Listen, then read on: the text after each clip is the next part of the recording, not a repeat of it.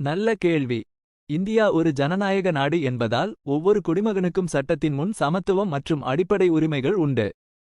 இந்திய அரசியலமைப்பு நமக்கு பல உரிமைகளை வழங்குகிறது.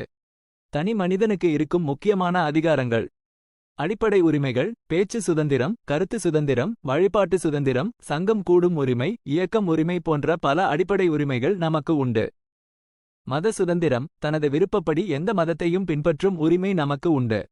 சமத்துவம், சாதி, மதம், பால், இனம் போன்ற எந்தவிதமான பாகுபாடு இல்லாமல் அனைவரும் சமம் என்ற உரிமை நமக்கு உண்டு. சட்டத்தின் முன் சமத்துவம், அனைவரும் சட்டத்தின் முன் சமம் என்பது இந்திய அரசியலமைப்பின் அடிப்படை கொள்கை. தேர்தல் உரிமை, 18 வயது நிரம்பிய ஒவ்வொரு இந்திய குடிமகனுக்கும் தனது பிரதிநிதியை தேர்ந்தெடுக்கும் உரிமை உண்டு. கல்வி உரிமை, ஒவ்வொரு குழந்தைக்கும் இலவச மற்றும் கட்டாய கல்வி பெறும் உரிமை உண்டு. இருப்பினும் இந்த உரிமைகள் எல்லையற்றவை அல்ல. சமூக நலன், தனி மனிதனின் உரிமைகள் மற்றவர்களின் உரிமைகளை பாதிக்கக்கூடாது. தேசிய பாதுகாப்பு, நாட்டின் பாதுகாப்பிற்கு எதிரான செயல்கள் தண்டிக்கப்படும்.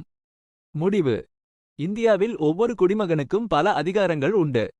ஆனால் இந்த அதிகாரங்களை பயன்படுத்தும் போது மற்றவர்களின் உரிமைகள் மற்றும் நாட்டின் நலன் ஆகியவற்றை மனதில் கொள்ள வேண்டும். மேலும் தெரிந்து கொள்ள இந்திய அரசியலமைப்பை படித்து பாருங்கள். உங்கள் உரிமைகள் குறித்து வழக்கறிஞர்களிடம் கேட்டு தெரிந்து கொள்ளலாம். உங்கள் பகுதியில் உள்ள அரசு அலுவலகங்களை தொடர்பு கொள்ளலாம். குறிப்பு: இது ஒரு பொதுவான விளக்கம் மட்டுமே. சட்டம் மிகவும் சிக்கலானது. எந்தவொரு சட்டப்பூர்வமான பிரச்சனைக்கும் வழக்கறிஞரை அணுகுவது நல்லது. உங்களுக்கு வேறு ஏதேனும் கேள்விகள் இருந்தால் கேட்கலாம். தமிழில் வேறு ஏதாவது தெரிந்து கொள்ள விரும்பினால் சொல்லவும்.